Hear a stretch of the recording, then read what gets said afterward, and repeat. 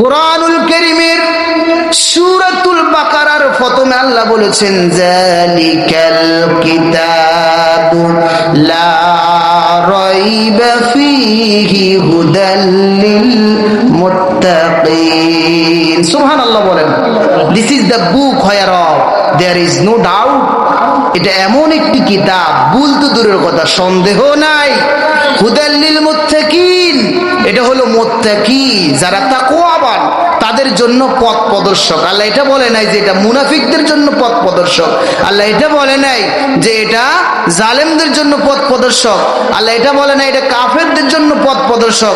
আল্লাহ বলেছেন এটা হুদাল লিল মুত্তাকিন, যারা আল্লাহকে ভয় করবে, তাকওয়াবান যারা, তাদের জন্য এই কোরআন হেদায়াত। বলেন সুবহানাল্লাহ।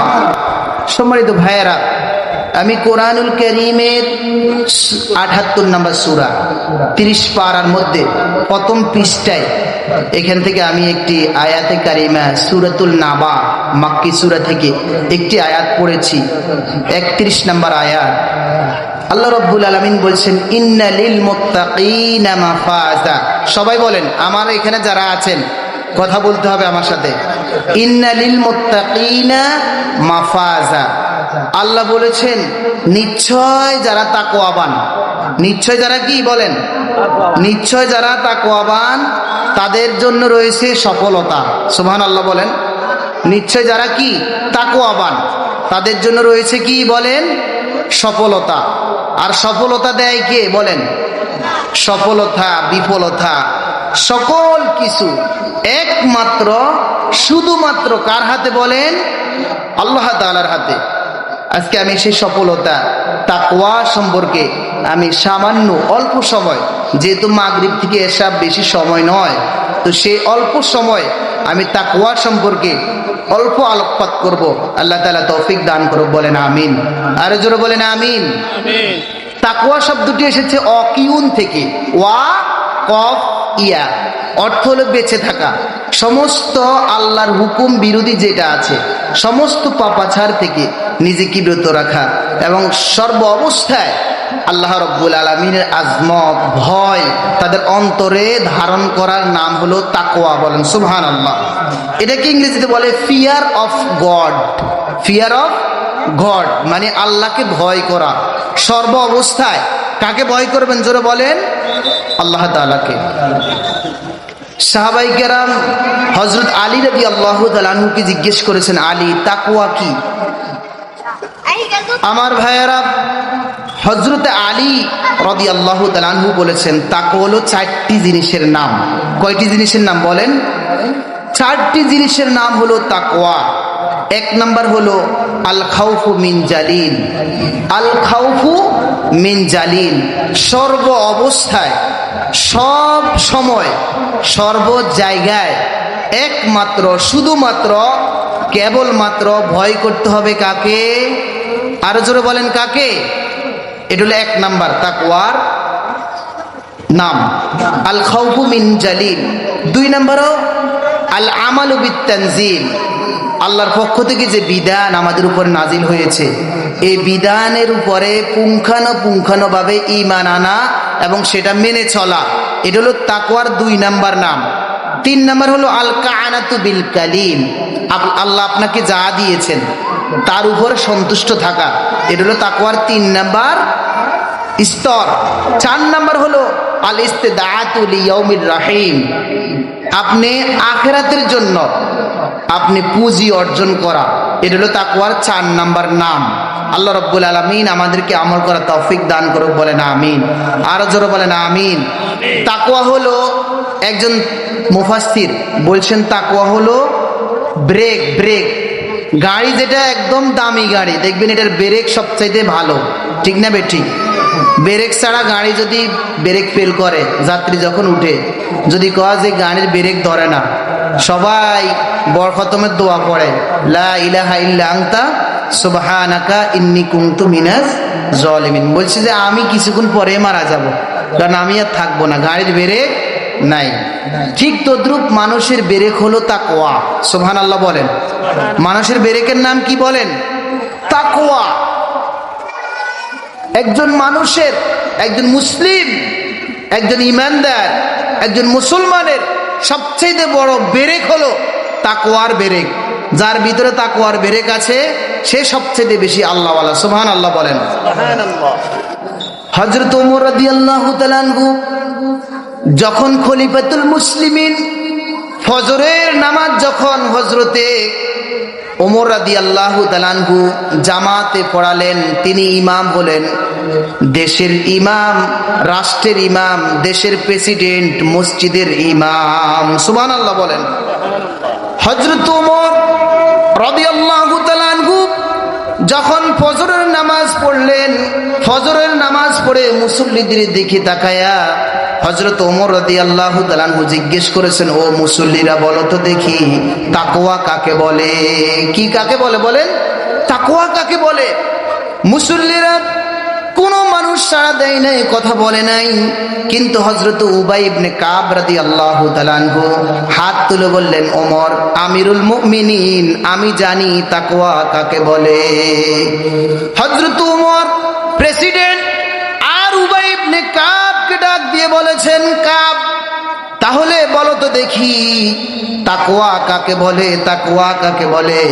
হযরতে উবাই ইবনে কাব রাদিয়াল্লাহু তাআলা আনহু ডাক দিয়ে বলেছেন, ওমর রে, তাকওয়া হলো এমন জিনিস, তুমি কি কখনো শীতকালে কোনো কাঁটাওয়ালা রাস্তা দিয়ে হেঁটেছো নাকি? হযরত ওমর ডাক দিয়ে বলেন, ও উবাই ইবনে কাব, আমি অসংখ্যবার আমি কাঁটাযুক্ত পথ দিয়ে আমি হেঁটেছি। হযরতে উবাই ইবনে কাব রাদিয়াল্লাহু তাআলা আনহু ডাক দিয়ে বলেছেন, ওমর তাহলে আপনি সেই রাস্তা দিয়ে কিভাবে হাঁটলেন? হযরত ওমর বলেছেন, আমার শীতকালে গায়ের মধ্যে ছিল চাদর, আমি আটুসাটু হয়ে, আমি এমন ভাবে নমনীয় হয়ে, এমন ভাবে নিচু হয়ে রাস্তা দিয়ে হাঁটলাম যাতে কোনো কাঁটাযুক্ত কাঁটা আমার চাদরে না লাগে, যাতে কোনো গাছ আমার গায়ে না লাগে। এই জন্য আমি সাবধানতার সাথে বি কেয়ারফুল হয়ে আমি ওই রাস্তা দিয়ে হেঁটে চলে গেলাম। হযরতে কাব রাদিয়াল্লাহু তাআলা আনহু ডাক দিয়ে বলেছেন, ওমর তাহলে তাকওয়া হলো এটার নাম। সমাজের মধ্যে বেবিচার থাকবে, পাপাচার থাকবে, ঘুষ থাকবে, সুদ থাকবে, সন্ত্রাস থাকবে, সব কিছুর থেকে তুমি নিজেকে আলাদা করে ঈমান নিয়ে, আমল নিয়ে আল্লাহর কাছে চলে যাওয়ার অর্থই হলো তাকওয়া। সুবহানাল্লাহ বলেন। অর্থ কি? এটার অর্থ কি বলেন তো? তাকওয়া। এজন্য আল্লাহ রাব্বুল আলামিন বলেছেন, ইন্নালিল মুত্তাকিনা মাফাজা, নিশ্চয় যারা তাকওয়াবান তাদেরকে আমি আল্লাহর পক্ষ থেকে সফলতা দান করা হবে। যেরকম সুবহানাল্লাহ। কি দান করা হবে বলেন? সফলতা। আল্লাহ রাব্বুল আলামিন সূরাতুল তালাকের ভিতরে 49 নম্বর সূরার 13 নম্বর আয়াতের শেষের দিকে আল্লাহ বলেছেন, ইন্না আকরামাকুম ইনদাল্লাহি আতকাকুম, আমি আল্লাহর কাছে কার চেহারা যত সুন্দর, কার চেহারা কত সুন্দর, আমার কাছে এটার কোনো দাম নাই। কার সম্পদ যত বেশি, আমার এটার কাছে কোনো দাম নাই। কার পাওয়ার ক্ষমতা বেশি, এটা আমার কাছে কোনো ধর্তব্য বিষয় নয়। যার ভিতরে তাকওয়া বেশি, যার ভিতরে আল্লাহর ভয় বেশি, তাকে আমি আল্লাহ বেশি ভালোবাসি। কোন সুবহানাল্লাহ। তাকে আমি আল্লাহ বেশি ভালোবাসি। কোরআনুল কারীমের সূরাতুল বাকারার প্রথমে আল্লাহ বলেছেন, যালিকাল কিতাবু লা রাইবা ফীহি হুদাল লিল মুত্তাকিন। সুবহানাল্লাহ বলেন। This is the book where of there is no doubt. এটা এমন একটি কিতাব, ভুল তো দূরের কথা, সন্দেহ নাই। হুদাল লিল মুত্তাকিন, এটা হলো মুত্তাকি, যারা তাকওয়াবান তাদের জন্য পথ প্রদর্শক। আল্লাহ এটা বলে নাই যে এটা মুনাফিকদের জন্য পথ প্রদর্শক। আল্লাহ এটা বলে নাই যে এটা জালেমদের জন্য পথ প্রদর্শক। আল্লাহ এটা বলে নাই এটা কাফেরদের জন্য পথ প্রদর্শক। আল্লাহ বলেছেন এটা হুদাল লিল মুত্তাকিন, যারা আল্লাহকে ভয় করবে, তাকওয়াবান যারা, তাদের জন্য এই কোরআন হেদায়াত। বলেন সুবহানাল্লাহ। তাহলে যাদের ভিতরে বেশি তাকওয়া তারা হলো সফল, আর যাদের ভিতরে তাকওয়া আছে এই কোরআন তাদেরকে সঠিক পথে নিয়ে যাবে। আর সঠিক পথ হলো আউদিখিলাল জান্নাতা ফাকাদ ফাজ, এটাই হলো সবচেয়ে বড় সফলতা। সুবহানাল্লাহ বলেন। তাহলে আমরা সকলে তাকওয়া অর্জন করব তো ইনশাআল্লাহ? আরো জোরে বলেন ইনশাআল্লাহ। সম্মানিত ভাইয়েরা, আরেকটি হাদিসে আছে তাকওয়ার স্তর হলো তিনটি। কয়টি বলেন? তাকওয়ার স্তর তিনটি। এক নাম্বার হলো কুফরি ছেড়ে দিয়ে ইসলামের ভিতরে আসা, কুফরি ছেড়ে দিয়ে ঈমান গ্রহণ করা। সুবহানাল্লাহ বলবেন না? সম্মানিত মুরব্বিরা, আল্লাহ রাব্বুল আলামিন কুরআনুল কারীমে জন্য বলেছেন কাইফা তাকফুরুনা বিল্লাহি ওয়া কুনতুম আমওয়াতান ফাআহইয়াকুম সুম্মা ইউমীতুকুম সুম্মা ইউহয়ীকুম সুম্মা ইলাইহি তুরজাউন। তোমরা কিভাবে আল্লাহকে অস্বীকার করো, কিভাবে আল্লাহর হুকুম বাদ দিয়ে দাও, অথচ তোমরা ছিলে মৃত। আমরা কি ছিলাম বলেন? আমরা ছিলাম মৃত। এরপর আল্লাহ রাব্বুল আলামিন আমাদেরকে জীবন দিয়েছেন, এরপর আবার আল্লাহ আমাদেরকে কি দিবেন? মৃত্যু দিবেন। আবার আল্লাহ আবার মৃত্যুর পরে আমাদেরকে জীবিত করে উঠাবেন। এটা কার কথা? আর জোরে বলেন কার কথা? মিনহা খলাকনাকুম ওয়া ফিহা নুঈদুকুম ওয়া মিনহা নুখরিজুকুম তারাতান উখরা। সুবহানাল্লাহ বলবেন না? আল্লাহ বলছে তোমাকে এই মাটি থেকেই আমি উঠিয়েছি, আবার এই মাটির ভিতরেই তুমি চলে যাবে, আবার এই মাটির ভিতরেই তোমাকে জীবিত করব। আর তাকওয়ার প্রথম স্তর হলো এই যে কুফরি, আল্লাহকে অস্বীকার করা, আল্লাহর হুকুমকে অস্বীকার করা। এগুলা অস্বীকারকে আল্লাহর, এই যে আল্লাহর সাথে কুফরিকে বাদ দিয়ে ঈমানকে পরিপূর্ণভাবে ধরা। বলেন সুবহানাল্লাহ। দুই নাম্বার হলো শিরিক থেকে বেঁচে থেকে, বেদাত থেকে বেঁচে থেকে, পাপাচার থেকে বেঁচে থেকে একমাত্র খালেস দিলে আল্লাহকে ডাকা। সুবহানাল্লাহ বলেন।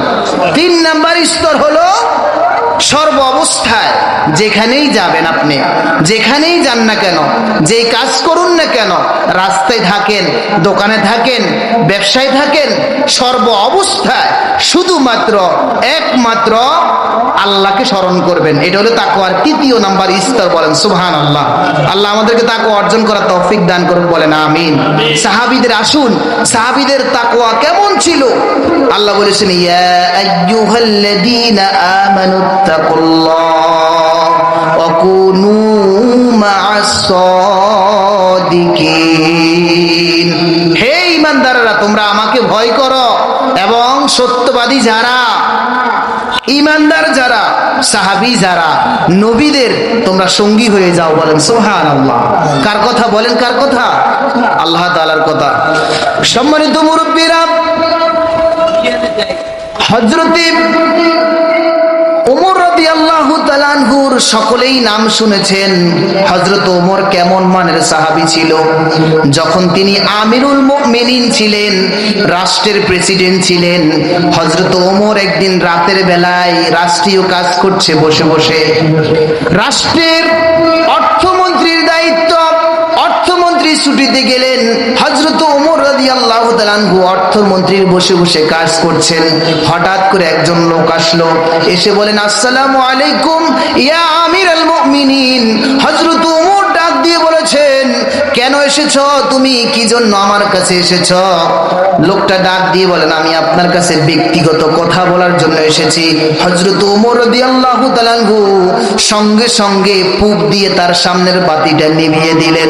লোকটি আশ্চর্যান্বিত হয়ে হযরত ওমরকে ডাক দিয়ে বলেছেন ওমর, আমি আপনার রাষ্ট্রের একজন মানুষ, প্রজা, আপনার কাছে আমি আমার ব্যক্তিগত কথা বলার জন্য এসেছি। ওমর আপনি কেন ফুঁক দিয়ে আপনার সামনের বাতিটা নিভিয়ে দিলেন? হযরত ওমর রাদিয়াল্লাহু তাআলা আনহু ডাক দিয়ে বলেছেন শুনো, তুমি যে তোমার ব্যক্তিগত কথা আমার কাছে বলার জন্য এসেছ, তুমি তোমার ব্যক্তিগত কথা আমি রাষ্ট্রের টাকা তেল খরচ করে বাতি জ্বালিয়ে শোনার মতো সময় আমার নাই। কারণ আমি হযরত ওমর কিয়ামতের ময়দানে আল্লাহ রাব্বুল আলামিন যদি ডাক দিয়ে বলো, ওমর তুমি রাষ্ট্রের প্রেসিডেন্ট থাকা অবস্থায় তুমি ব্যক্তিগত কথা বলার সময় রাষ্ট্রের টাকা, ইসলামী টাকা খরচ করে তার সাথে কথা বলেছ, আজকে সেটার জবাব দিয়ে দাও। তাহলে আমি হযরত ওমর কিয়ামতের ময়দানে প্রেসিডেন্ট হয়েও, নবীজির দ্বিতীয় নাম্বার সাহাবী হয়েও আমি ওমর জবাব দেওয়ার আমার সক্ষমতা নাই। এজন্য আমি ওমর ফুক দিয়ে বাতিটা নিভিয়ে দিলাম। কোন সুবহানাল্লাহ। আর আমাদের দেশের গুণ, আমাদের দেশের কোটি কোটি টাকা সুইস ব্যাংকে রাখে, আছে না নাই? কানাডার মধ্যে বেগুন পড়া বানায়, আছে না নাই? কিন্তু হযরত ওমর কেমন ছিলেন রাষ্ট্রের প্রেসিডেন্ট? সম্মানিত ভাইয়েরা, হযরত ওমর যখন রাষ্ট্রের প্রেসিডেন্ট ছিলেন, হযরত ওমরের কাছে গনিমতের কিছু আতর আসলো। জোরে বলেন, কি আসলো? হযরত ওমরের কাছে কিছু গনিমতের আতর আসলো। আতর যেটা আমরা ব্যবহার করি, সুগন্ধি। হযরত ওমর তার স্ত্রীকে ডাক দিয়ে বলেছেন, শোনো প্রাণের স্ত্রী, আমার কাছে গনিমতের কিছু আতর আসলো, সকল মানুষকে তুমি বন্টন করে দাও, সমান করে দাড়ি পাল্লাই উঠায়া মেপে মেপে মানুষদেরকে তুমি বন্টন করে দাও। হযরত ওমর রাদিয়াল্লাহু তাআলা আনহুর স্ত্রীও ছিল এমন তাকওয়াবান, স্বামীর কথা মতো, রাষ্ট্রের প্রেসিডেন্টের কথা মতো হযরত ওমরের স্ত্রী আতরগুলা সকলকে বন্টন করে দিল। এক সময় হযরত ওমর রাদিয়াল্লাহু তাআলা আনহু ডাক দিয়ে বলেছেন, প্রাণের স্ত্রী, সকলকে কি তুমি আতরগুলা ঠিক মতো দিয়েছ নাকি কম বেশি করেছ? স্ত্রী ডাক দিয়ে বলেছে, প্রাণের স্বামী, আমিরুল মুমিনিন, রাসূলের সাহাবী, শুনুন, আমি এমন ভাবে বন্টন করেছি, আমিও কিয়ামতের ময়দানে আল্লাহর সামনে দাঁড়াতে হবে, এজন্য আল্লাহর সামনে কি জবাব দিব? এক পয়েন্ট কাউকে বেশি দেই নাই, কাউকে কম দেই নাই। সুবহানাল্লাহ বলেন। হযরত ওমর রাদিয়াল্লাহু তাআলা আনহু সঙ্গে সঙ্গে ডাক দিয়ে বলেছেন, প্রাণের স্ত্রী, আমি দেখলাম তুমি কম বেশি দিয়েছ। স্ত্রী ডাক দিয়ে বলেছেন, প্রাণের স্বামী আমিরুল মুমিনিন, পশ্চিমকালেও আমি এরকম করতে পারি না, কারণ আমিও একমাত্র ভয় করি কাকে? জোরে কোন। একমাত্র ভয় আমিও আল্লাহকে করি। হযরত ওমর ডাক দিয়ে বলেছেন, প্রাণের স্ত্রী, তাহলে আমার কাছে কেন আতর বেশি এসেছে? স্ত্রী ডাক দিয়ে বলে, কখনোই তোমার কাছে আতর বেশি যাবে না। হযরত ওমর ডাক দিয়ে বলেছেন, ও প্রাণের স্ত্রী, আমাদের কাছে আতর বেশি আসার অর্থ হলো তুমি যে হাত দিয়ে নিয়ে নিয়ে আতরগুলা তুমি মেপে মেপে দিলে, তোমার হাতে যে সুঘ্রাণ লাগলো, তোমার হাতে যে আতরগুলা লেগে থাকলো, এই সুঘ্রাণ তো কোনো মানুষের হাতে লাগলো না, তাহলে সুঘ্রাণের দিক থেকে তুমি তো বেশি নিয়েছ। আর কিয়ামতের ময়দানে এই কতটুকু আতর তোমার হাতে আসার কারণে আমি হযরত ওমর আল্লাহর কাছে কি জবাব দিব? এজন্য আমি ওমরের ডিব্বা থেকে, শিশি থেকে তুমি আরেকটু আতর সকলকে দিয়ে দাও। কোন সুবহানাল্লাহ। হযরত ওমর ডাক দিয়ে বলেছেন, এটার নাম হলো তাকওয়া। সর্ব অবস্থায় আল্লাহকে ভয় করতে হবে, আর এই ভয় করার নীতি অবলম্বন করে যারা চলবে, তাদেরকে আল্লাহ রাব্বুল আলামিন দুইটা পুরস্কার দান করে দিবে। সুবহানাল্লাহ বলেন। কয়টা পুরস্কার বলেন? আল্লাহ রাব্বুল আলামিন বলেছেন, ওয়ালাউ আন্না আহলাল কুরা আমানু ওয়াত্তাকাউ লাফাতাহনা আলাইহিম বারাকাতিম মিনাস সামাই ওয়াল আরদ। আল্লাহ রাব্বুল আলামিন তাকওয়া সম্পর্কে অন্তত ১৫০০ বছর আগে বলেছেন, কোন জনপদের লোকেরা, কোন সমাজের লোকেরা, কোন দেশের লোকেরা যদি তাকওয়া অবলম্বন করে চলে, আমি আল্লাহর উপরে সর্বপ্রথম যারা ঈমান আনবে, আমি আল্লাহকে বিশ্বাস করে চলবে, এরপরে আমাকে ভয় করার নীতি যারা অবলম্বন করে চলবে, তাদের জন্য দুইটা পুরস্কার। এক নাম্বার পুরস্কার হলো, আসমানের যত রহমত বরকতের দরজা আছে, আসমানের যত বরকত আছে, আসমানি যত বরকত আছে, আসমানি যত কল্যাণ আছে সমস্ত কল্যাণগুলা ওই জনপদ, ওই এলাকার, ওই দেশের উপর আল্লাহ ঢেলে দিবে। কোন সুবহানাল্লাহ। দ্বিতীয় নাম্বার হলো আল্লাহ রাব্বুল আলামিন বলেছেন, আমি আল্লাহর পক্ষ থেকে জমিনে যত কল্যাণ আছে, জমিনে যত বরকত আছে, আমি আল্লাহ রাব্বুল আলামিন সকল বরকত ওই জনপদের জন্য দিয়ে দেব। সুবহানাল্লাহ। আল্লাহ আমাদেরকে বরকত দেখ, বলেন আমিন। আরো জোরে বলেন আমিন। সম্মানিত ভাইয়েরা আমার, তাকওয়া কাকে বলে? আল্লাহ রাব্বুল আলামিন এজন্য বলেছেন, ওমাইয়াত্তাকিল্লাহা ইয়াজআল লাহু মাখরাজা ওয়া ইয়ারযুকুহু মিন হাইসু লা ইয়াহতাসিব। সুবহানাল্লাহ বলেন। আল্লাহ রাব্বুল আলামিন আরো ১৫০০ বছর আগে বলেছেন, যারা তাকওয়া অবলম্বন করে চলবে দুনিয়াতে আমি আল্লাহ তাদের মুক্তির উদ্যাদনের ব্যবস্থা আমি আল্লাহ করে দেব। সুবহানাল্লাহ। যদি কোনো সেই বিপদে পড়ে, যদি মুসিবতে পড়ে, যদি তার কোনো মরণ ব্যাধি হয়, ওমাইয়াত্তাকিল্লাহা ইয়াজআল লাহু মাখরাজা, সাথে সাথে আমি আল্লাহ মুক্তির ফয়সালা করে দেব। সুবহানাল্লাহ বলেন। এরপর আল্লাহ বলেছেন, ওয়ারযুকুহু মিন হাইসু লা ইয়াহতাসিব, এরপরে এমন জিনিস থেকে তাকে রিজিক দেয়া হবে, ওই রিজিকের কথা সে কখনো কল্পনাও করতে পারে নাই। সুবহানাল্লাহ বলেন। এমন জিনিস থেকে আল্লাহ রিজিক দিবে। এরপরে আল্লাহ রাব্বুল আলামিন বলেছেন, ওমাইয়াত্তাকাল আলাল্লাহি ফাহুয়া হাসবু, এরপরে সে ব্যক্তি শুধুমাত্র একমাত্র আমার উপরে ভরসা করবে। কোন সুবহানাল্লাহ। কার উপরে ভরসা করবে বলেন? সম্মানিত ভাইয়েরা, বিশ্ব নবী বলেছেন, ইন্নাল্লাহা লা ইয়ানজুরু ইলা সুওয়ারিকুম ওয়া আমওয়ালিকুম, আল্লাহ নিশ্চয় আল্লাহ কারো চেহারার দিকে তাকায় না, আল্লাহ কারো সম্পদের দিকে তাকায় না। তাহলে আল্লাহ কিসের দিকে তাকায়? সম্মানিত ভাইয়েরা, রাসূলুল্লাহ বলেছেন, ওয়ালাকিন ইয়ানজুরুল্লাহা ইলা কুলুবিকুম ওয়া আমালুকুম, আল্লাহ দুইটা জিনিসের দিকে বান্দার তাকায়। জোরকন কয়টা জিনিস? দুইটা জিনিসের দিকে আল্লাহ রাব্বুল আলামিন তাকায়। ওয়ালাকিন ইয়ানজুরুল্লাহা ইলা কুলুবিকুম, আল্লাহ শুধু তাকায় বান্দার কলবের দিকে, অন্তরের দিকে, কতটুকু তার ভিতরে তাকওয়া আছে, কতটুকু তার অন্তরে আল্লাহর ভয় আছে, আল্লাহ শুধু এটা দেখে। ওয়া আমালুকুম, এবং সে কি আমল করেছে, আল্লাহ রাব্বুল আলামিন শুধু বান্দার এটাই দেখে। সুবহানাল্লাহ বলেন। কি বলছেন? ইন্নাল্লাহা লা ইয়ানজুরু ইলা সুওয়ারিকুম ওয়া আমওয়ালিকুম, আল্লাহ কারো কি করেন না? আল্লাহ কারো চেহারা দেখেন না এবং কারো সম্পদ দেখেন না। আল্লাহ কি দেখেন? ওয়ালাকিন ইয়ানজুরুল্লাহা ইলা কুলুবিকুম, আল্লাহ শুধু তার অন্তরের দিকে তাকায়, কার কতটুকু ভয় আল্লাহ কি করে আল্লাহ তাআলা দেখেন।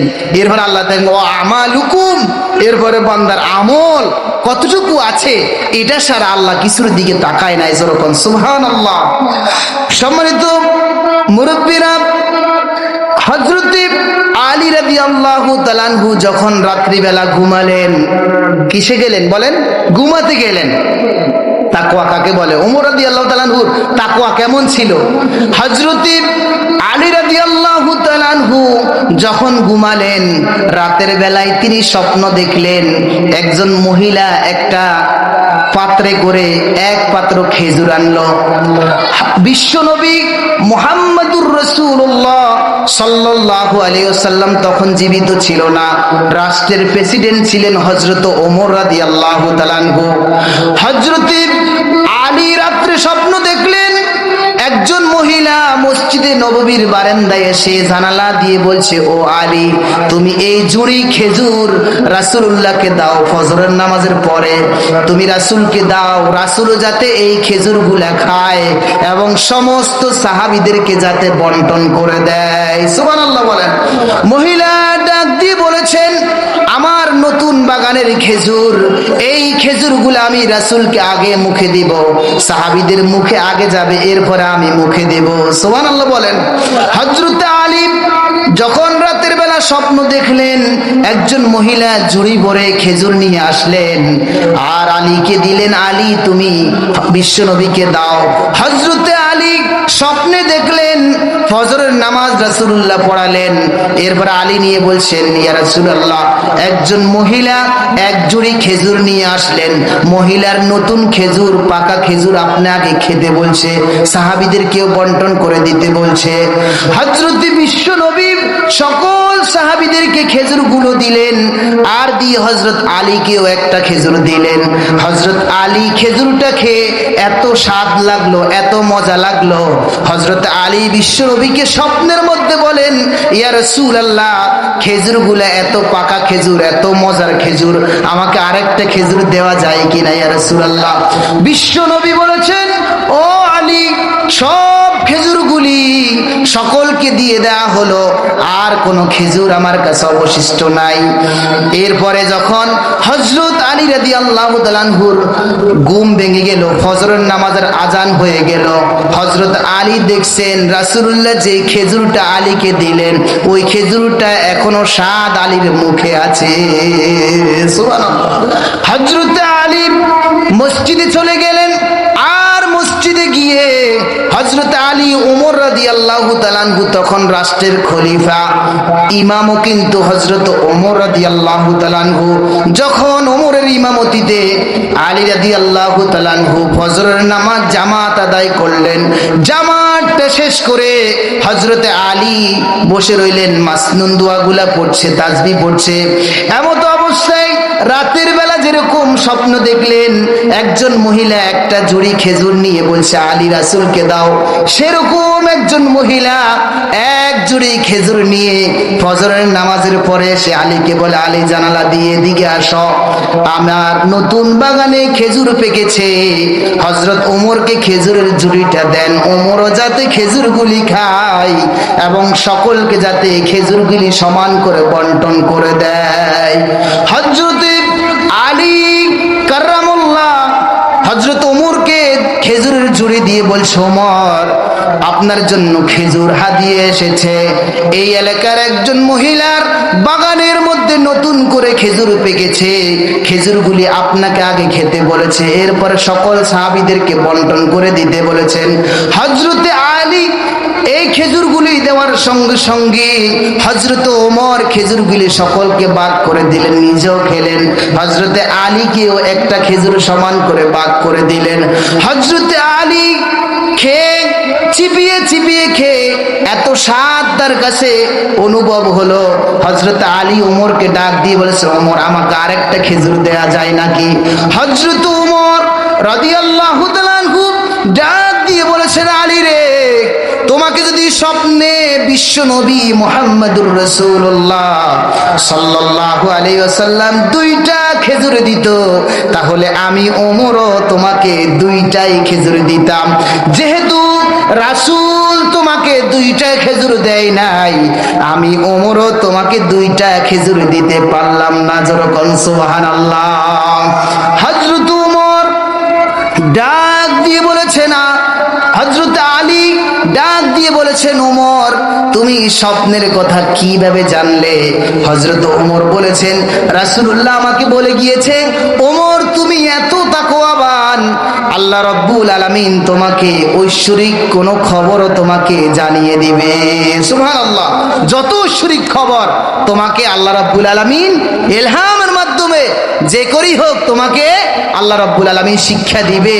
তোমরাও যদি তাকওয়াবান হও, আল্লাহ ওমর বলছে, তোমরাও যদি তাকওয়াবান হও, আল্লাহ রাব্বুল আলামিন অজানা খবর তোমাদেরকে আল্লাহ তাআলা জানিয়ে দিবে। সুবহানাল্লাহ বলেন। এইজন্য তাকওয়াবান হতে হবে। কি হতে হবে বলেন তো? আর জোরে বলেন, তাকওয়াবান। কি বলেন? তাকওয়াবান হতে হবে। আল্লাহ আমাদেরকে তৌফিক দান করুক, বলেন আমিন। আর জোরে বলেন আমিন। সম্মানিত ভাইয়েরা, এজন্য আল্লাহ রাব্বুল আলামিন বলেছেন, যে ব্যক্তি বেশি তাকওয়াবান ওই ব্যক্তি আল্লাহর কাছে বেশি পছন্দনীয়। ইন্না আকরামাকুম ইনদাল্লাহি আতকাকুম। আতকাকুম, যে ব্যক্তি বেশি তাকওয়াবান, বেশি আল্লাহকে ভয় করে, ওই ব্যক্তিকে আল্লাহ বেশি পছন্দ করে। সুবহানাল্লাহ। তাকওয়া শব্দটি কোরআনুল কারীমের ভিতরে 250 জায়গায় আল্লাহ ডাইরেক্ট ইনডাইরেক্ট বলেছেন। এই তাকওয়া খুবই গুরুত্বপূর্ণ এবং বহুল আলোচিত এই তাকওয়া শব্দ। এই জন্য আমরা এই তাকওয়া অর্জন করবো ইনশাআল্লাহ। বলেন আরো জোরে বলেন ইনশাআল্লাহ। কেমন তাকওয়াবান? সাহাবীরাও তাকওয়াবান, সাহাবীদের যুগের রাখালরাও তাকওয়াবান ছিল। সুবহানাল্লাহ বলেন। আমার বন্ধুগণ, হযরত ওমর রাদিয়াল্লাহু তাআলা আনহু যখন রাষ্ট্রের প্রেসিডেন্ট ছিলেন, তিনি এমন ছিলেন প্যারাডু গাড়ি দিয়ে, পাজেরু গাড়ি দিয়ে কোনোখানে যেতেন না। হযরত ওমর নিজেই একা একাই অনেক জায়গায় চলে যেতেন। সুবহানাল্লাহ বলেন। হযরত ওমর সাহাবীদেরকে নিয়ে কোথাও রওনা হলেন, প্রতিমধ্যে এত পানির পিপাসা আসলো, হযরত ওমর রাদিয়াল্লাহু তাআলা আনহু দেখলেন সামনে একটা রাখাল এক ঝাঁক বকরি ছড়াচ্ছে। হযরত ওমর যে রাষ্ট্রের প্রেসিডেন্ট, ওই রাখাল ওমরকে চিনে নাই, কখনো দেখে নাই, কিন্তু নাম শুনেছে। হযরত ওমর নিজের পরিচয়টা গোপন রেখে সামনে গিয়ে বলে, রাখাল রে, আমরা এত তৃষ্ণার্ত হয়ে গেলাম, আশেপাশে মরুভূমির মধ্যে কোনো কুফু পেলাম না, কিছুই পেলাম না। তোমার এখানে তো দুধ আলা ছাগল আছে, আমাদেরকে একটু দুধ দাও ছাগলের, আমরা খেয়ে তৃষ্ণা নিবারণ করি। হযরত ওমরের কথার জবাবে রাখাল ডাক দিয়ে বলেছে, তুমি কে? আমি চিনি না, তবে এই যে আমার বকরিগুলা, এগুলা আমি তো রাখাল, আমি এর মালিক না, আমি এর কফিল না। আমি যদি মালিক হতাম তাহলে আপনাকে আমি দুধটা দিয়ে দিতাম। এখন আমি যদি আপনাকে দুধটা দিই, কিয়ামতের ময়দানে আমি আল্লাহর কাছে কি জবাব দিব এবং আমি আমার মালিকের কাছে কি জবাব দিব? হযরত ওমর রাখালকে পরীক্ষা করার জন্য আরো কিছু কথা বললেন। রাখালকে ডাক দিয়ে বলেছেন, শোনো রাখাল, তুমি যে এখানে ছাগল ছড়াচ্ছ, মাঝে মাঝে এমনও ঘটনা আছে যে ছাগলগুলার বকরিগুলার পাল থেকে একটা ভাগ এসে একটা বকরি নিয়ে যায়, মালিকরা এটা জানে। তুমি যদি একটা বকরি আমাকে এই ছাগলের পাল থেকে দিয়ে দাও, তাহলে আমরা জবাই করে আমাদের ক্ষুধা নিবারণ করব, তোমাকেও আমরা এর বিনিময়ে কিছু দেরহাম দিয়ে দেব। তখন রাখাল হযরত ওমরকে ডাক দিয়ে বলেছেন, ভাই তাহলে আমি আমার মালিককে গিয়ে কি বলবো? হযরত ওমর বললেন, তুমি তোমার মালিককে বলবে যে একটা বাঘ এসে, হিংস্র জন্তু এসে একটা ছাগল সে নিয়ে গেছে, তাহলে তোমার মালিক এটা কি করবে? বিশ্বাস করবে। রাখাল ডাক দিয়ে বলেছেন, তুমি কে চিনি না, তবে আমার মালিকও এটা বিশ্বাস করবে যে একটা ছাগল হিংস্র জন্তুরা নিয়ে গেছে, কিন্তু আমার মালিক যদি না দেখে। ও আমার ভাইয়েরা, একজন রাখালের কেমন তাকওয়া! রাখাল ডাক দিয়ে বলেছেন, ভাই আমি আমার মালিককে বলবো একটা ছাগল বাঘ খেয়ে ফেলছে, এটা মালিক বিশ্বাস করবে, কিন্তু আইন আল্লাহ। সুবহানাল্লাহ বলেন। আইন আল্লাহ। আল্লাহ কোথায়? আইন আল্লাহ। তখন আল্লাহ কোথায়? আল্লাহ তো সব দেখে, ঠিক নেবে ঠিক? জোরে বলেন মুরব্বীরা, আল্লাহ কি সব দেখে? হযরত ওমর রাদিয়াল্লাহু তাআলা আনহু অ্যাস্টনিশড হয়ে গেলেন, আশ্চর্য হয়ে গেলেন যে আমার এলাকার মধ্যে এমন একটা রাখাল, কিয়ামতের ময়দানে আমার যুগের রাখালও এত তাকওয়াবান। আল্লাহকে বলতে পারবো, আল্লাহ আমার যুগের রাখালগুলোও তাকওয়াবান হয়ে গেছে। সুবহানাল্লাহ। এত তাকওয়াবান একজন রাখাল, সুবহানাল্লাহ বলবেন না? তাহলে আমরাও তাকওয়া অর্জন করতে হবে ইনশাআল্লাহ। বলেন আমরা তাকওয়া অর্জন করব, সমস্ত কাজে আল্লাহকে ভয় করার নীতি অবলম্বন করে চলবো। আল্লাহ তাআলা আমাদেরকে তৌফিক দান করুক। জোরে কোন আমিন। আরো জোরে বলেন আমিন। সম্মানিত ভাইয়েরা, হযরত ওমর যখন খুতবা দেওয়ার জন্য গেলেন, মসজিদের মিম্বারে যখন খুতবা দেওয়ার জন্য গেলেন, রাষ্ট্রের প্রেসিডেন্ট, মসজিদেরও ইমাম, অথচ আমাদের রাষ্ট্রের প্রেসিডেন্টরা সূরা ফাতিহাও শুদ্ধ করে পড়তে পারে না। আছে না নাই? ঈদুল ফিতর এটাও বলতে পারে না, আছে না না এরকম? সম্মানিত ভাইয়েরা, হযরত ওমর যখন মসজিদে খুতবা দেওয়ার জন্য গেলেন, আলহামদুলিল্লাহ নাহমাদুহু বলে যখন টান দিলেন, মসজিদের মিম্বারের সামনে যখন মুসল্লিরা কাতার থেকে উঠে বলেন, হযরত ওমর আপনার গায়ে যে জুব্বাটা, আপনার গায়ে যে জুব্বাটা, এই জুব্বাটা তো লম্বা লম্বা দেখা যায়, গত কিছুদিন আগে যে সরকারি তহবিল থেকে আপনি জুব্বার কাপড় সকলকে দিলেন, আমরা টেইলারের কাছে নিয়ে গেলাম, কোনো প্রকারেই একটা জুব্বা আমরা সিলাতে পারি নাই, কাপড়গুলা কম হয়েছে। ও হযরত ওমর আমিরুল মুমিনিন, আপনি জবাব দেন, আপনার জুব্বাটা লম্বা কিভাবে হলো? আপনি কি সরকারি তহবিল থেকে আপনি কি জুব্বার কাপড় বেশি নিছেন নাকি? সুবহানাল্লাহ। দেখছেন কি মানুষ, কি প্রেসিডেন্ট! প্রেসিডেন্টকে বলে যে আপনি কি জুব্বার কাপড় বেশি নিছেন, আপনাদের জামা লম্বা, তাও কোথায়? যখন খুতবা দেয়। হযরত ওমরকে বললেন, খুতবা আপনি পরে পড়বেন, আগে জবাব দেন আপনার গায়ে যে জুব্বাটা আছে ওই জুব্বা এত লম্বা কেন? আপনি কি সরকারি তহবিল থেকে, আপনি রাষ্ট্রপতি বলে আপনি কি কাপড় বেশি নিছেন নাকি? হযরত ওমরের ছেলে সামনে বসা, ওমরের ছেলে আব্দুল্লাহ ডাক দিয়ে বলেছেন, উত্তরটা আমি দিচ্ছি, জনগণ বলছে, মুসল্লিরা বলছে, সাহাবীরা বলছে, আমরা প্রশ্নটা তোমার আব্বাকে করেছি, তোমাকে করি নাই। হযরত ওমর সঙ্গে সঙ্গে মিম্বার থেকে নেমে বললেন, ও মুসল্লিরা, ও আল্লাহ রসুলের সাহাবীরা, শোনো, আমি তো তোমাদের খাদেম, আমি তো তোমাদের প্রজা, আমি তো তোমাদের খেদমতেই নিয়োজিত হয়েছি। শোনো, আমি ওমর সরকারি তহবিল থেকে বেশি জামার কাপড় নেই নাই, জুব্বার কাপড় নেই নাই। আমার ছেলে আব্দুল্লাহ যতটুকু জুব্বার কাপড় বাগে পেয়েছে, আমি ওমর যতটুকু জুব্বার কাপড় বাগে পেয়েছি। আমরা দর্জির দোকানে গেলাম, দর্জি বলে এক একজনের আলাদা আলাদা জুব্বা হবে না, যদি বানাতে হয় দোনোটা কাপড় দিয়ে তোমরা একটা জুব্বা বানায়া নিতে পারো।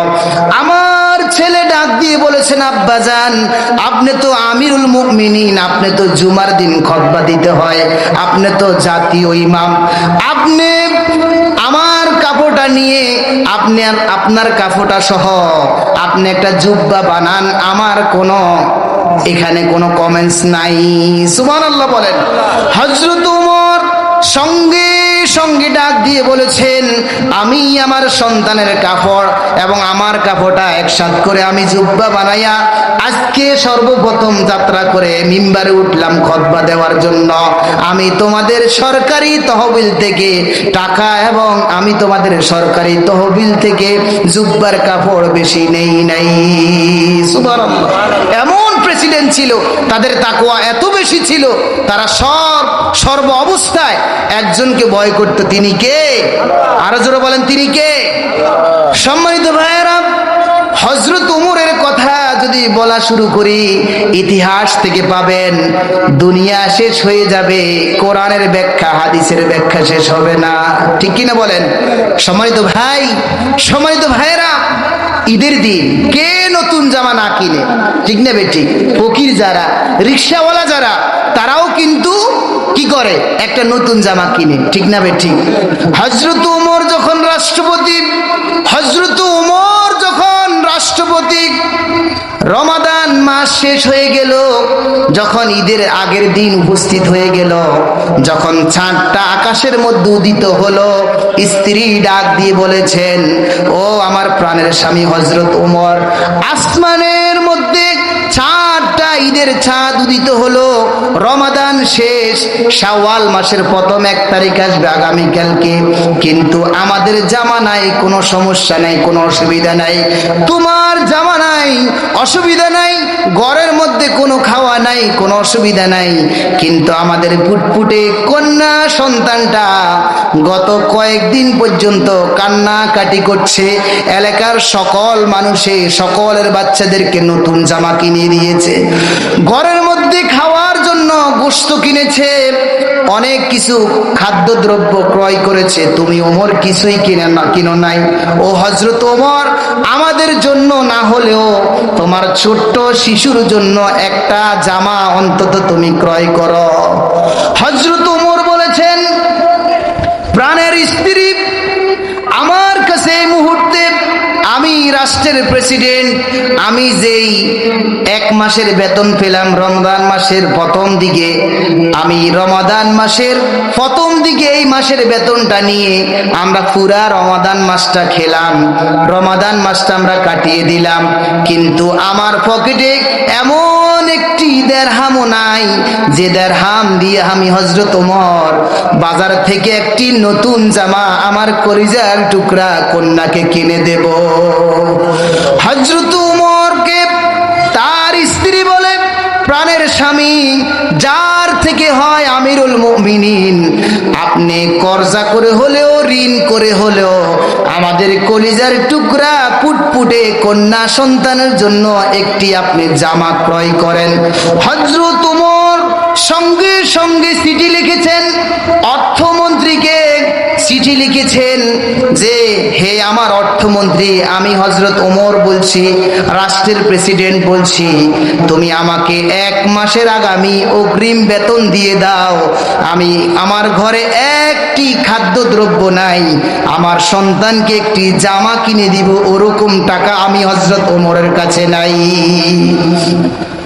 চিঠিটা যখন প্রহরীরা নিয়ে গেল, সেনাবাহিনীরা নিয়ে অর্থ মন্ত্রণালয়ে জমা দিল, অর্থমন্ত্রী ডাক দিয়ে বলেছেন, আহারে হযরত ওমরের চিঠি, এই অর্ধ পৃথিবীর খলিফা, অর্ধ পৃথিবীর রাষ্ট্রপতির চিঠি আমার সামনে চলে আসলো।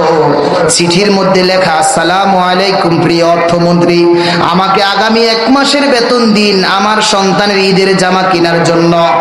আমার ঘরে ঈদের দিনে মিষ্টি দ্রব্য কেনার জন্য আপনি 1 মাসের বেতন অন্তত আমাকে দিয়ে দেন।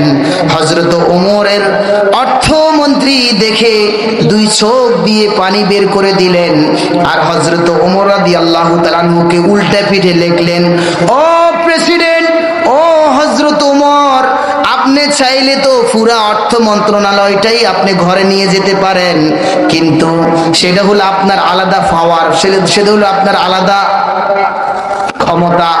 কিন্তু হযরত ওমর, আপনি তো এরকম নয়। আপনাকে আমি 2টা প্রশ্ন করি, যদি 2টা প্রশ্নের উত্তর আপনি দিতে পারেন, ও ওমর, যদি 2টা প্রশ্নের উত্তর যদি আপনি সঠিকভাবে দিতে পারেন, সঙ্গে সঙ্গে আমি আপনাকে 1 মাসের বেতন দিয়ে দেব। সুবহানাল্লাহ। হযরত ওমরকে উল্টা পিঠে চিঠি লিখলেন যে, ওমর, আপনার কাছে আমার 2টা প্রশ্ন, 2টা প্রশ্নের যদি আপনি উত্তর দিতে পারেন, সঙ্গে সঙ্গে আপনাকে 1 মাসের অগ্রিম বেতন দিয়ে দিব।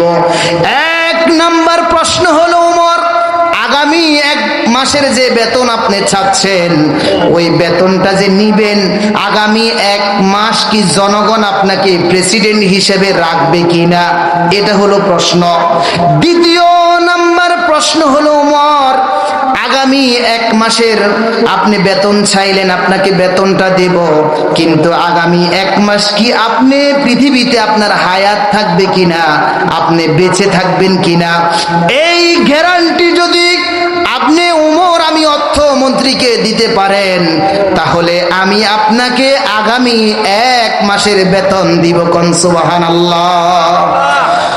যখন সেনাবাহিনীরা এই চিঠি হযরতে ওমরের কাছে ঈদের দিন সকালে পৌঁছিয়ে দিল, হযরত ওমর রাদিয়াল্লাহু তাআলা চিঠির অপর পিঠে দেখলেন যে অর্থমন্ত্রী অর্থ মন্ত্রণালয় থেকে চিঠি লিখলো যে, ওমর, আগামী 1 মাস জনগণ আপনাকে প্রেসিডেন্ট হিসেবে রাখবে কিনা, এই গ্যারান্টি যদি আপনি দিতে পারেন, আপনাকে 1 মাসের বেতন দিব।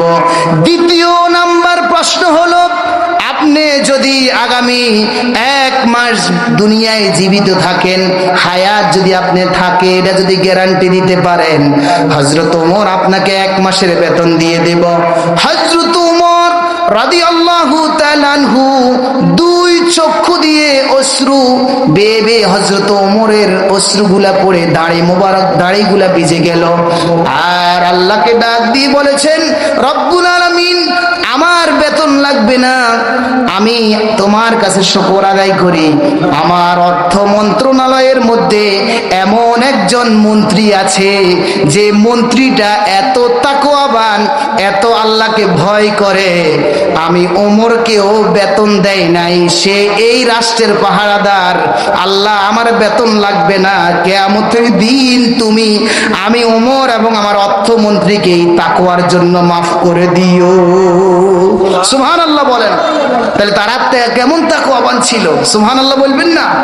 এত তাকওয়াবান। সম্মানিত ভাইয়েরা, এজন্য আল্লাহ রাব্বুল আলামিন বলেছেন, ইয়া আইয়ুহাল্লাযীনা আমানুত্তাকুল্লাহ, হে বিশ্বাসীরা, যারা আমাকে বিশ্বাস করো, হে বান্দারা, যারা আমার বান্দা, ইত্তাকুল্লাহ, তোমরা আল্লাহকে ভয় করো। কাকে ভয় করো? Fear of god. তোমরা আল্লাহকে ভয় করো। যখন আল্লাহকে ভয় করবে, আল্লাহকে ভয় করা এটা অব্লিগেশন মনে করবে, তখন আল্লাহ তাআলা দুনিয়া আখিরাত সকল কিছুর মধ্যে আল্লাহ রাব্বুল আলামিন তোমাকে সফলতা দান করে দিবে। সুবহানাল্লাহ বলেন। তাহলে আমরা সফলতা চাই কি চাই না? কারা কারা সফলতা চাই? দুই হাত তুলে আল্লাহকে দেখায়, লিল্লাহি তাকবীর, লিল্লাহি তাকবীর। আল্লাহ আমাদেরকে তাকওয়া অর্জন করার তৌফিক দান করুক, বলেন আমিন। আর জোরে বলেন আমিন। সম্মানিত ভাইয়েরা, তাহলে তাকওয়া এটা মানে আল্লাহর ভয়। সর্ব অবস্থায়, সুখে দুঃখে একমাত্র কাকে ভয় করব? জোরে বলেন কাকে? হযরত ওমরের বাড়ি ছিল উঁচু জায়গায়। প্রত্যেক দিন উঁচু জায়গা থেকে হযরত ওমর নিচু জায়গার দিকে নামতো। হঠাৎ করে সামনের মধ্যে একটা বাড়ি ছিল, ঘর ছিল, তাদের ঘরে পুরুষ ছিল না কামাই করার মতো। হযরত ওমর একদিন ফজরের নামাজ পড়ার জন্য যাচ্ছে, হঠাৎ করে ঘর থেকে আওয়াজ আসলো, কথার আওয়াজ। কিসের আওয়াজ? যেরকম কথার আওয়াজ আসলো। কথাগুলো হলো, মা তার মেয়েকে ডাক দিয়ে বলেছেন, ও পানের মেয়ে, একটু পরে আমাদের সকাল হয়ে যাবে, ফজরের জামাত শুরু হয়ে যাবে, ইতিমধ্যে তুমি উটের দুধগুলা দহন করে নাও, আর বাজারে বিক্রি করার আগে তুমি উটের দুধের সাথে কিছু পানি মিক্সার করে দাও। তখন ওমর রাদিয়াল্লাহু তাআলা আনহু কথাগুলো শুনে দাঁড়িয়ে গেলেন। মেয়ে ডাক দিয়ে বলেছেন, আম্মাজি, আপনি বলেছেন দুধের মধ্যে পানি মিশানোর জন্য। এই দেশের প্রেসিডেন্ট কে আপনি আম্মা জানেন নাকি? মা বলেছেন, ওমর প্রেসিডেন্ট। রাষ্ট্রের মধ্যে কঠোরভাবে তার আইন কানুন ঠিক আছে, কিন্তু ওমর তো এখন এখানে নাই। ওমর তো দুধের মধ্যে পানি দিলে সে দেখবে না। সঙ্গে সঙ্গে মেয়েটা মাকে ডাক দিয়ে বলেছেন, আম্মা জান, ওমর যদি না দেখে, কিন্তু ওমরের আল্লাহ তো এই কথাগুলা দেখে শুনে, ঠিক কিনা? অতএব আমার দ্বারা সম্ভব নয় ওটের দুধের সাথে পানি মিশানো। ওমর সঙ্গে সঙ্গে ডাক দিয়ে বলেছেন, কে রে তোমরা? এত তাকওয়াবান, এত পরহেজগার আমার এলাকার মধ্যে একটা মেয়ে, আমি আমার সন্তানের জন্য তোমাকে পুত্র বধূ করে নিলাম। সুবহানাল্লাহ বলেন। এত তাকওয়াবান তারা ছিল, এত পরহেজগার তারা ছিল, ঠিক কিনা বলেন? আল্লাহ আমাদেরকে তাকওয়াবান পরহেজগার হওয়ার তৌফিক দান করুক, কোন আমিন। আর জোরে বলেন আমিন। সম্মানিত ভাইয়েরা, এমন ছিল ওমর। আর আমাদের রাষ্ট্রপতিরা কেমন রাষ্ট্রপতি বলেন তো? শুধু জনগণের পকেটে কিছু আছে কিনা ওগুলো আতাই নেয়, আছে না নাই? সম্মানিত ভাইয়েরা, হযরত ওমর রাত্রিবেলায় গভীর রাত যখন হতো, হযরত ওমর রাদিয়াল্লাহু তাআলা আনহু হাঁটতেন। কার কি সমস্যা, কার কি অসুবিধা, হযরত ওমর শীতের রাত্রে চাদর মুড়ি দিয়ে দিয়ে হযরত ওমর রাদিয়াল্লাহু তাআলা আনহু এলাকার মধ্যে হাঁটছে।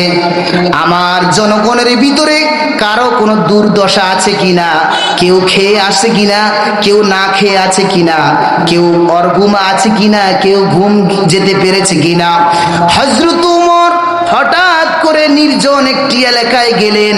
হঠাৎ করে দেখলেন একজন লোক দাঁড়িয়ে দাঁড়িয়ে কাঁদছে। হযরত ওমরকে লোকটা চিনে নাই। হযরত ওমরের চাদর মুড় দেওয়া ওমর, সঙ্গে সঙ্গে ওমর ডাক দিয়ে বলেছেন, ভাই তুমি এই রাস্তার মধ্যে দাঁড়িয়ে দাঁড়িয়ে কেন কান্না করো?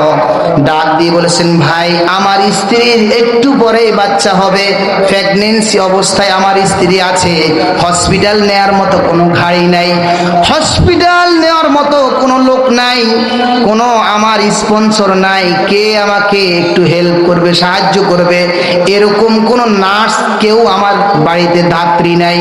হযরত ওমর ডাক দিয়ে বলেছেন, ভাই তুমি তোমার রাস্তার সামনে একটু দাঁড়াও, আমি আসি। হযরত ওমর দৌড়ে চলে গেলেন বাড়িতে। তার স্ত্রী, প্রেসিডেন্টের স্ত্রীকে ডাক দিয়ে বলেছেন, স্ত্রী তুমি বোরকা গায়ে দিয়ে নাও, তুমি মোটা চাদর মুড়ি দিয়ে আমার পিছনে পিছনে আসো। একটা বাড়িতে আমার জনগণ খুবই অসুস্থ, অসহায় অবস্থায়, বাচ্চা হবে, একটা ডাক্তারও নাই, নার্সও নাই, কেউ সাহায্য করার মতো কেউ নাই। সুবহানাল্লাহ। হযরত ওমর বলার সঙ্গে সঙ্গে স্ত্রী পিছে পিছে চলে গেলেন। আর গিয়ে ওই প্রজার এলাকার গরিব লোকের স্ত্রীর বাচ্চা প্রসব করলো, সব কিছু দেখভাল করে দেখাশোনা করে যখন 2 ঘন্টা পরে হযরত ওমর তার স্ত্রীর জন্য দাঁড়িয়ে রইলেন। স্ত্রীকে নিয়ে যখন চলে যায়, ওই মহিলার স্বামী দৌড়ে গিয়ে বলছেন, ভাই তুমি কে, তোমার চেহারাটা একটু দেখি, শীতের কনকনে রাতের ভিতরে এত কষ্ট করে তোমার স্ত্রীকে নিয়ে এসে আমার স্ত্রীর বাচ্চা প্রসব হয়েছে, সব কিছু সেবা যত্ন করে তুমি চলে যাচ্ছ, তোমার পরিচয়টা একটু দাও। হযরত ওমর বলেছে, আমার পরিচয় জানার দরকার নাই, কিয়ামতের দিন তোমার সাথে আমার পরিচয় হবে। লোকটা চাদরকে টান দিলেন, দেখলেন দুনিয়ার কোনো সাধারণ মানুষ নয়, তিনি হলেন আমিরুল মুমিনিন হযরত ওমর রাদিয়াল্লাহু তাআলা আনহু। সুবহানাল্লাহ। হযরত ওমরকে ডাক দিয়ে বলেছেন, ভাই আমিরুল মুমিনিন, সাথে যে মহিলাটা এনেছেন এটা নিশ্চয় ডাক্তার হবে। বলছে, না, এটা হলো আমার আপন স্ত্রী। সুবহানাল্লাহ। সে তোমার দাত্রীর কাজ করেছে। লোকটি, গরিব লোকটি ডাক দিয়ে বলেছেন, আমিরুল মুমিনিন, আপনি আমার উপর নারাজ হইেন না, বেজার হইেন না, আপনার স্ত্রী আমার স্ত্রীর সেবা যত্ন করেছে। হযরত ওমর বলেছে, তুমি যে তোমার স্ত্রী সহ এত কষ্ট করেছ 2-3 ঘন্টা, কিয়ামতের ময়দানে আমি ওমরকে এটার জন্য কাঠগড়ায় দাঁড় করিও না। সুবহানাল্লাহ। এমন তাকওয়াবান ছিল হযরত ওমর রাদিয়াল্লাহু তাআলা আনহু।